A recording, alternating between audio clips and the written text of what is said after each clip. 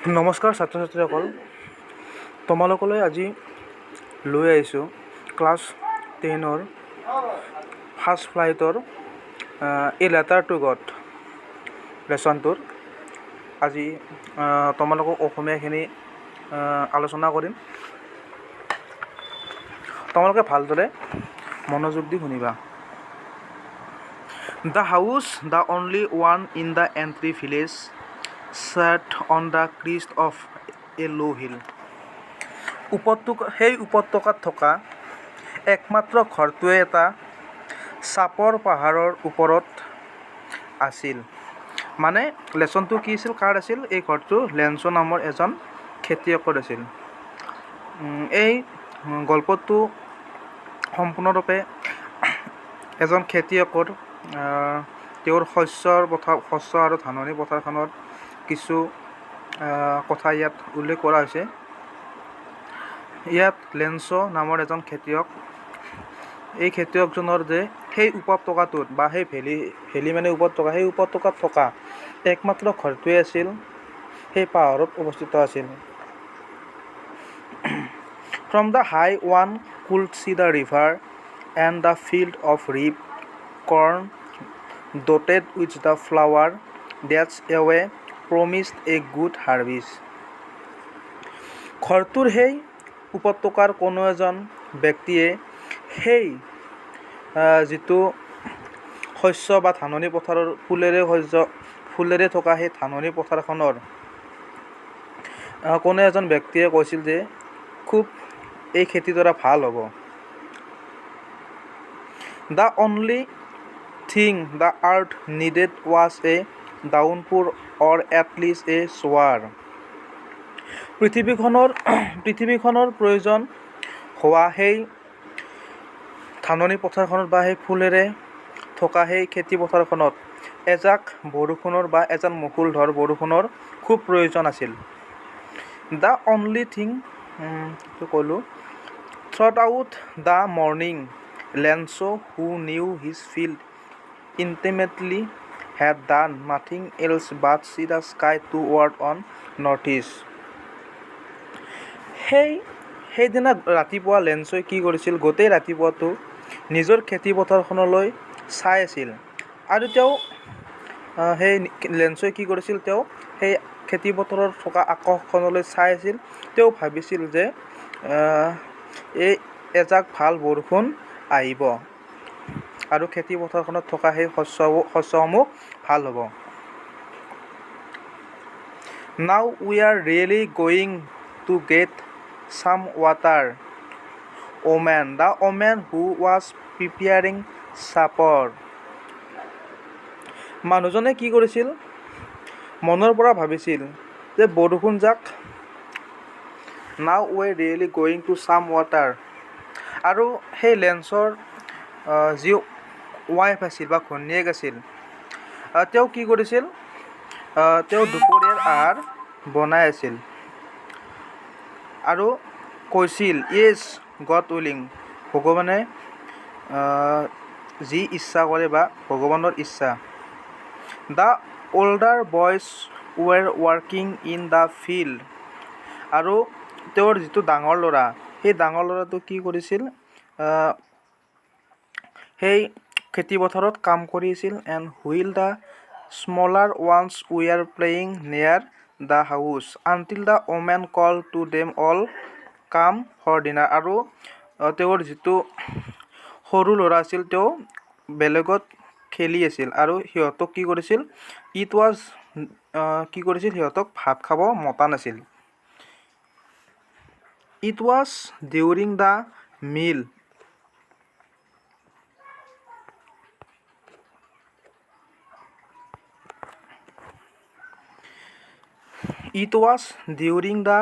আৰু যেতিয়া তেওঁলোকে ভাত খাবৰ সময়ত জাষ্ট লেঞ্চো হেড প্ৰিডিক্টেড, লেঞ্চই অনুমান কৰিছিল big drop of rain began to fall, আৰু কি কৰিছিল? ডাঙৰকৈ এজাক বৰষুণ পৰিব। সেই খেতিপথাৰত লেঞ্চই কি কৰিছিল? ডাঙৰকৈ এজাক যাতে বৰষুণ পৰিব সেই পথাৰখনত। In the north east huge mountain of clouds could been approaching. আৰু সেই বৰষুণজাক কি কৰিছিল, সেই পূব আকাশৰ পৰা এজাক বৰফৰ টুকুৰাৰ দৰে বা মেঘৰ দৰে ডাঙৰ ডাঙৰ তেওঁ কি কৰিছিল, বৰষুণৰ টোপালবোৰ দেখিছিল। সেই কিহৰ দৰে দেখিছিল যে মাউণ্টেইন মানে ডাঙৰ ডাঙৰ পাহাৰ বা আৰু সেই মেঘৰ টুকুৰাৰ দৰে। The air was fresh and sweet. আৰু সেই বতাহজাক আছিল সম্পূৰ্ণভাৱে সুস্থ আৰু চুইট মানে মিঠা আছিল আৰু the man went out for no' other reason. আৰু কি কৰিছিল, সেই মানুহজনৰ কোনো ধৰণৰ মানে তেওঁলোকৰ ৰিজন নাছিল then to have the pleasure of feeling the rain or his body. আৰু কি কৰিছিল, মানুহজনৰ কোনো ধৰণৰ কাৰণ নোহোৱাকৈ তেওঁ কি কৰিছিল, বাহিৰলৈ ওলাই আছিল আৰু কি কৰিছিল, তেওঁৰ সেই বৰষুণৰ টোপালবোৰ তেওঁ কি কৰিছিল, লৈছিল মানে বৰষুণৰ টোপালবোৰৰ মাজত তেওঁ কি কৰিছিল, লৈছিল। And when he return he exclaimed. আৰু যেতিয়া তেওঁ আহিছিল তেতিয়া তেওঁ অনুপ্ৰাণিত আছিল। There arrange and raindrop feeling from the sky. যে আকাশৰ পৰা সেই যেন বৰষুণ নহয়, আকাশৰ পৰা কোনো ধৰণৰ যে বৰষুণ পৰা নাছিল। দিয়াৰ আৰ নিউ কইন্স। সেই বৰষুণৰ টোপালবোৰ কি হ'ল যে এটা বা নতুন কইন্স মানে মুদ্ৰা, নতুন মুদ্ৰা।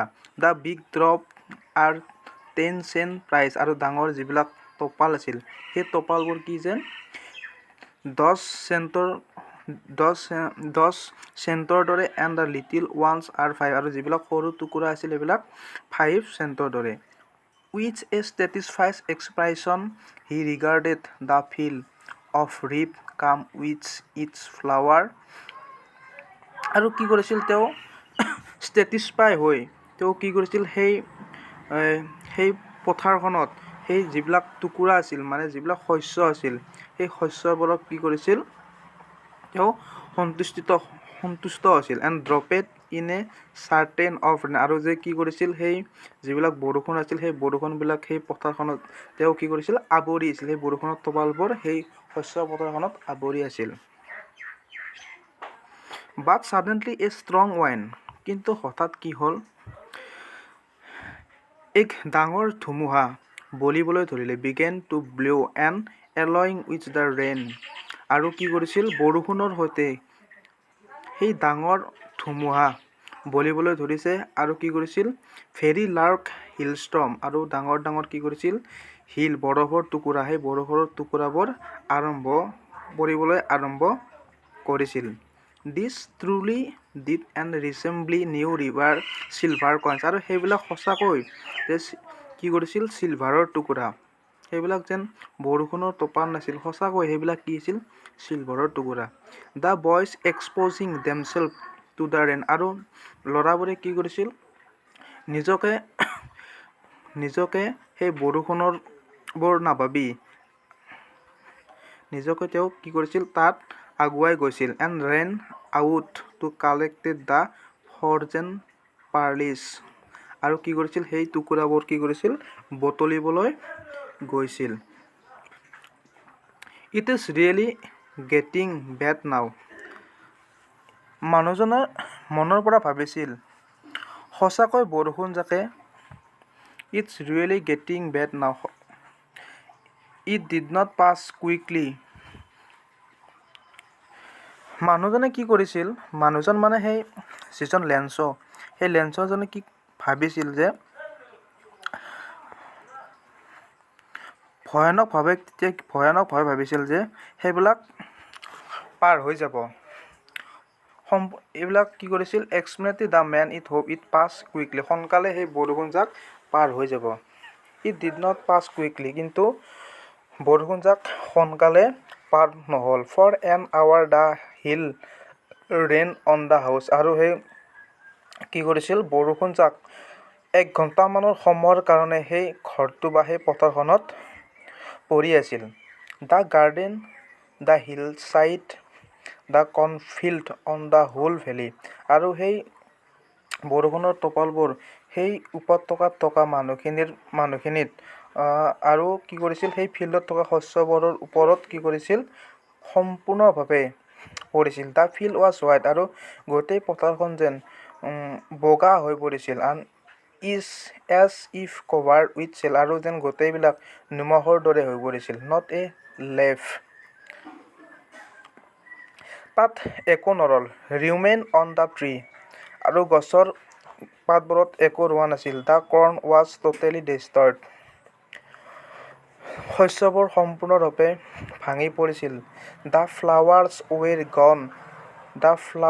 ৱেৰ গন ফ্ৰম দ্য প্লেন আৰু কি কৰিছিল গছৰ পৰা সকলোবোৰ ফুল যেন সৰি পৰিছিল, যে গছত একো থকা নাছিল। Lencho' soul was filled with sadness আৰু লেঞ্চই হঠাৎ কি কৰিছিল তেওঁৰ আত্মাই যেন সেই ফিল্ডখনৰ কথাটোতে মনত পৰিছিল আৰু দুখ অনুভৱ কৰিছিল। When the storm has passed যেতিয়া কি কৰিছিল বৰষুণজাক এৰিছিল বা বৰষুণজাক গুচি গৈছিল। He stood in the middle of the field আৰু তেওঁ কি কৰিছিল খেতিপথাৰখনৰ একেবাৰে মাজত থিয় দিছিল। আৰু and said to his son আৰু তেওঁৰ ল'ৰাক কৈছিল, a plague of locusts would have লেভ more than this.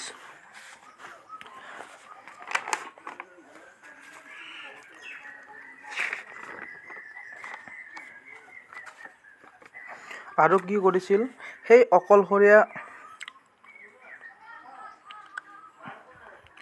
The hail has left nothing যে বৰষুণজাকে আমালৈ একো এৰি নগ'ল। দিছ ইয়াৰ উই উইল হেভ ন' কৰ্ণ এই বছৰ আমি কোনো ধৰণৰ শস্য নাপাওঁ। That's nights was a sorrowful one আৰু সেইদিনা ৰাতি লেঞ্চৰ বেদনাদায়ক ৰাতি আছিল। All our work for nothing আমাৰ সকলোবোৰ কষ্ট এনেই গ'ল। দেয়াৰছ ন' ওৱান হু কেন হেল্প আছ আমাক কোনেও সহায় নকৰিব। উই উইল অল গ' হাংগ্ৰি দিছ ইয়াৰ আমি এইবাৰ ভোকত মৰিব লাগিব।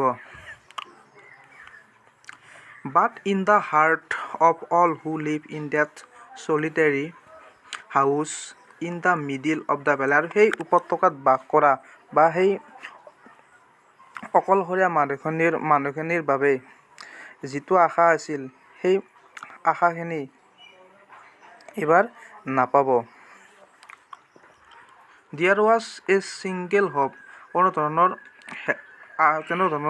সহায় নাপাব ভগৱানৰ পৰা। From God don't be so' upset কোনো ধৰণৰ চিন্তা কৰিব নালাগে। ইভেন থ্ৰট this seems like a total loss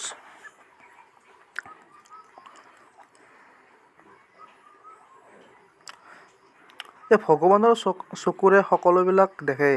আনকি এজন মানুহৰ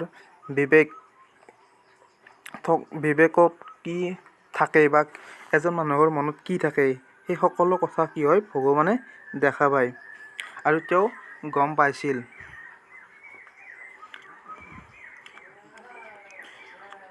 remember no' one dies of hunger মনত ৰাখিব যে কোনো মানুহ ভোকত নমৰে।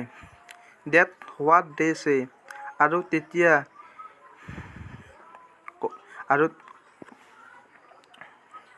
সেইকাৰণে মানুহে কয় যে ন' ওৱান ডাইজ অৱ হাংগাৰ কোনো মানুহ ভোকত নমৰে। অল থ্ৰ' দ্য নাইট আৰু সেইদিনা ৰাতি গোটেই এইখিনি ভাবিলে। লেঞ্চ থ্ৰট only of his one hope লেঞ্চই এই কথাটোৱেই সেইদিনাখন ৰাতি ভাবি থাকিলে।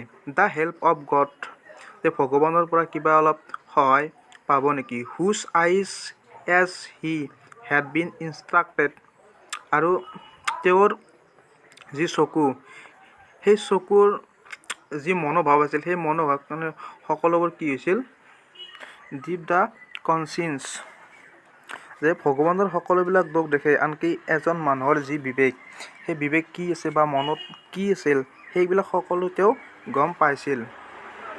Lens was an ox of a man লেঞ্চই ষাঁড় গৰুৰ নিচিনাকৈ কাম কৰিছিল।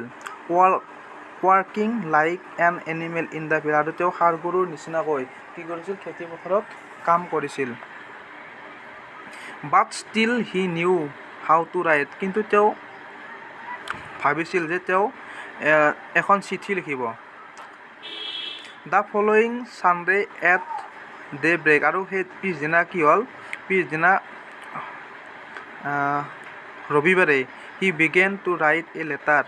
আৰু তেওঁ কি কৰিলে? এখন চিঠি লিখিবলৈ আৰম্ভ কৰিলে। Which he himself will carry to town and the place in the mail it was nothing less than a letter to God. তেওঁ কি কৰিছিল? তেওঁ নিজে এখন চিঠি লিখিব। ক'লৈ লিখিব? যে ভগৱানলৈ তেওঁ এখন নিজে চিঠি লিখিব। আৰু তেওঁ কি কৰিব? তেওঁৰ চিঠিখন নিজে নি তেওঁ চহৰলৈ গৈ সেই পোষ্ট অফিচৰ যিটো মেইল বক্স আছে সেই মেইল বক্সত তেওঁ সেই চিঠিখন দিব। আৰু সেই চিঠিখন যেন ভগৱানলৈ লিখা কোনো ধৰণৰ এক ৰকম নহয়। গড হি ৰোড, ভগৱান। আৰু তেওঁ লিখিলে, if you did not help me, যদি তুমি মোক সহায় নকৰা, my family and I will go' hungry দিছ ইয়াৰ। মোৰ পৰিয়াল এইবছৰ ভোকত মৰিব লাগিব। আই নিড এ 100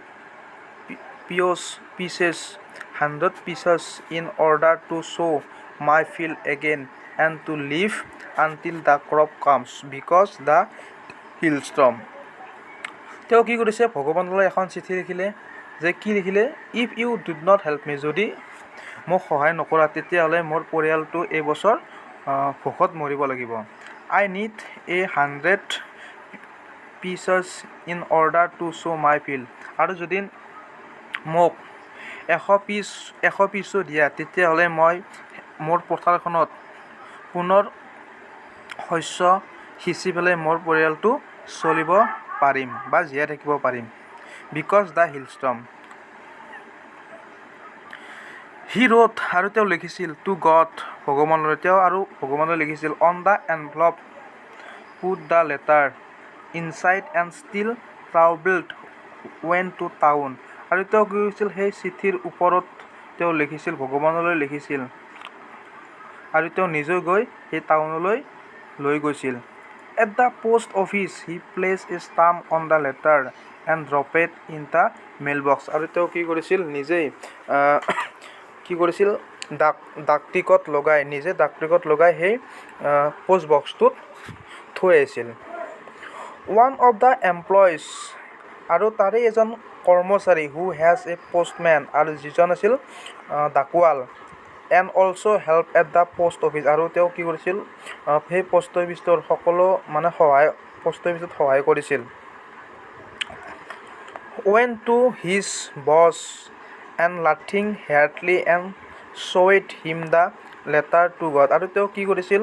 সেই চিঠিখন লৈ হাঁহি কি কৰিছিল? তেওঁ কি কৰিছিল?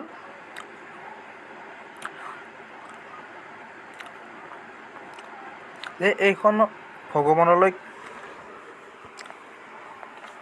তেওঁ কি কৰিছিল? হাঁহি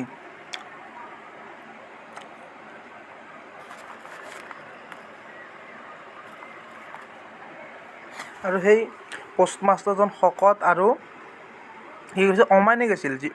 যিজন পোষ্টমাষ্টাৰ আছিল, মানে লেঞ্চই যেতিয়া পোষ্ট অফিচলৈ গৈছিল, আৰু সেই পোষ্টমাষ্টাৰজনৰ কি কৰিছিল? তেওঁ শকত আৰু মানে কি মানুহজন অমায়িক স্বভাৱৰ আছিল। আৰু যি চিঠিখন দেখাত হাঁহি ৰখাব পৰা নাছিল,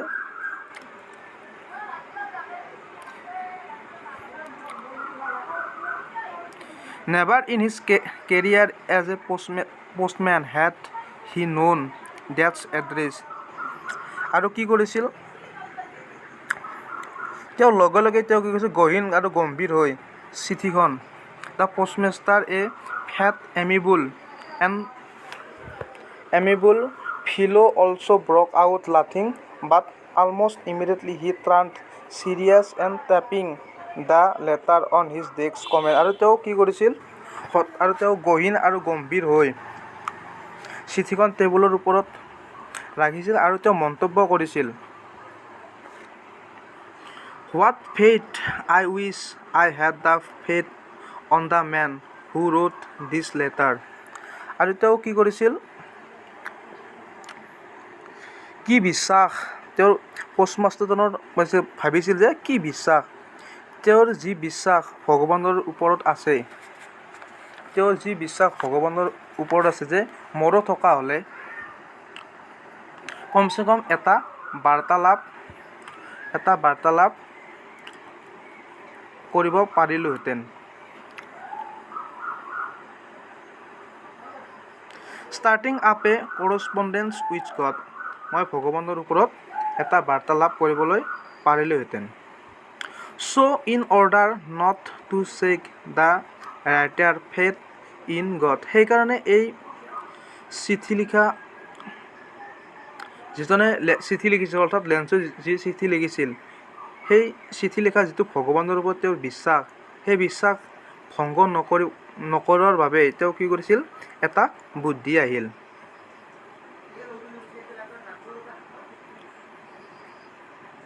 the postmaster came up with an idea, আৰু সেই পষ্টমাষ্টাৰৰ এটা বুদ্ধি আহিল। এনচাৰ দ্য লেটাৰ, আৰু সেই লেটাৰখনৰ ওপৰত। But when he open it, কিন্তু যেতিয়া তেওঁ চিঠিখন খুলি চাইছিল, it was evident that's to answer, আৰু তেতিয়া তেওঁ কি ভাবিছে যে এটা সৎ ইচ্ছা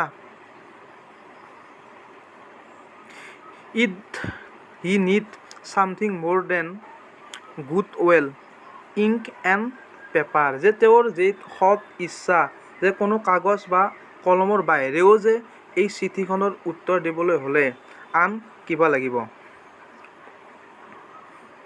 বাট he stuck to his resolution, he asked for money from his employees, আৰু তেওঁ কি ভাবিলে যে তেওঁৰ সিদ্ধান্তত অটল থাকিল, তেওঁৰ সিদ্ধান্তটো অটল ৰাখিল, আৰু তেওঁৰ তলত যিবিলাক কৰ্মচাৰী আছিল, সেই কৰ্মচাৰীৰ পৰা কিছুমান পইচা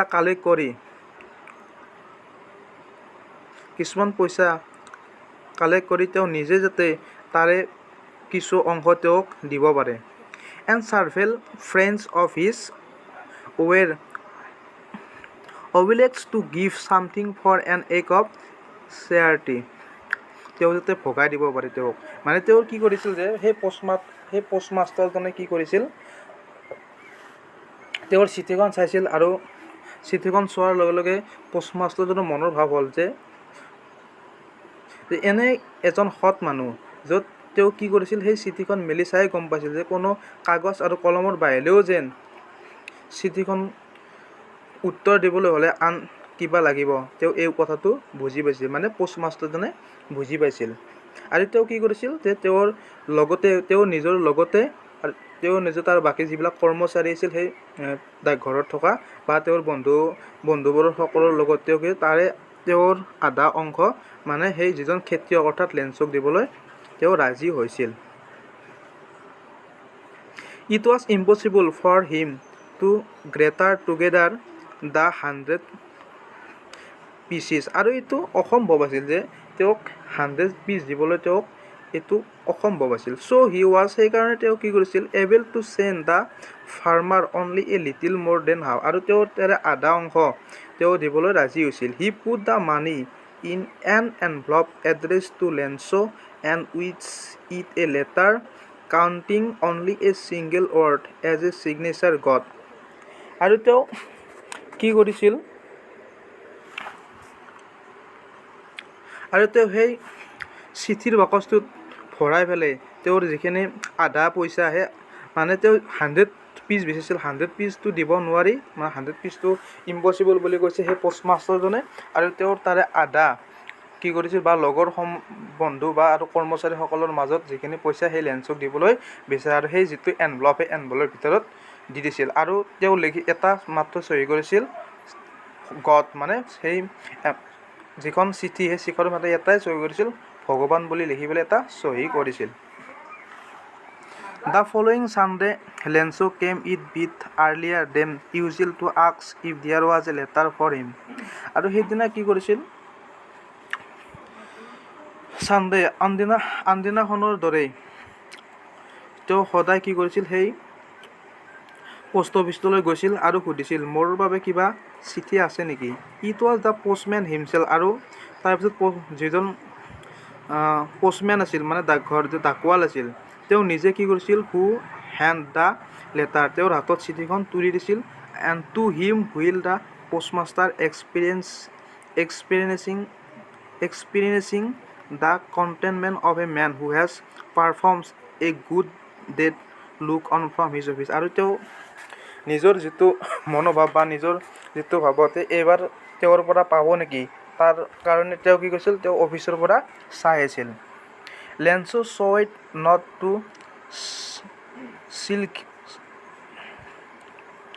slaked surprise on seeing the money. Such was his confidence. আৰু লেঞ্চই যেতিয়া চাইছিল তেতিয়া লেঞ্চই কোনো ধৰণৰ হতভম্ব হোৱা নাছিল। But he became angry when he counted the money. যেতিয়া তেওঁ টকাখিনি গণিছিল তেতিয়া তেওঁৰ খঙেই উঠিছিল। God could not have made a mistake. ভগৱানে কোনো ধৰণৰ ভুল নকৰে।